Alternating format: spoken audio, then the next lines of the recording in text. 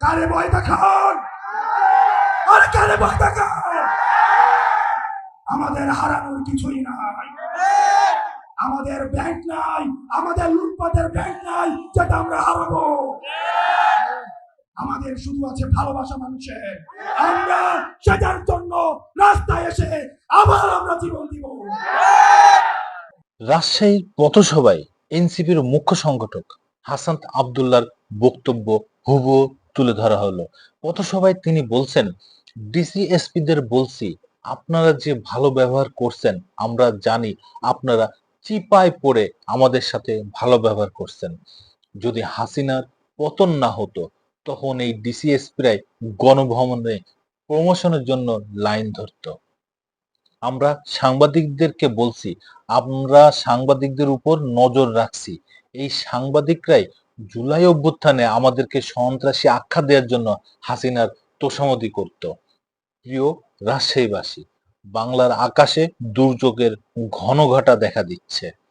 আপনাদেরকে সতর্ক থাকতে হবে। আমরা বেঁচে থাকতে আর বাসা থেকে কাউকে উঠিয়ে নিয়ে গুম হতে দেব না। কোনো মায়ের বুক আর খালি হবে না। কোনো দেশপ্রেমিক সাংবাদিক বিদেশে থাকতে হবে না।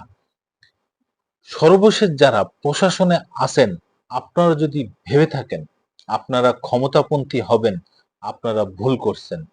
ক্ষমতা ক্ষমতা আপনারা ভুলে যাবেন না। যারা 16 বছরে ডিসিএসপিদের কি পরিণতি হয়েছে আপনারা ভুলে যাবেন না।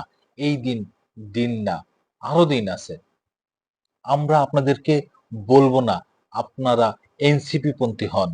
আওয়ামী লীগ পন্থী হওয়া, রাজনীতিপন্থী হওয়ার কি পরিণতি তা 5 আগস্ট দেখেছেন, কিভাবে একটা দল এই দেশ ছেড়ে পালিয়ে চলে গেল। আপনারা দেখেছেন সীমান্ত পাড়ি দিয়ে ভারতে পালিয়ে যাওয়ার সুযোগ হয়েছে, ক্যান্টনমেন্টে পালিয়ে যাওয়ার সুযোগও হয়েছে। ডিসিএসপিদের আর বাংলাদেশে যদি কেউ স্বৈরাচারের পক্ষে অবস্থান নেয়, যদি কেউ মিডনাইট ইলেকশনে সহযোগিতা করে, এই বাংলাদেশে আর কোথাও, এই পুরো বাংলাদেশে তার আর জায়গা হবে না।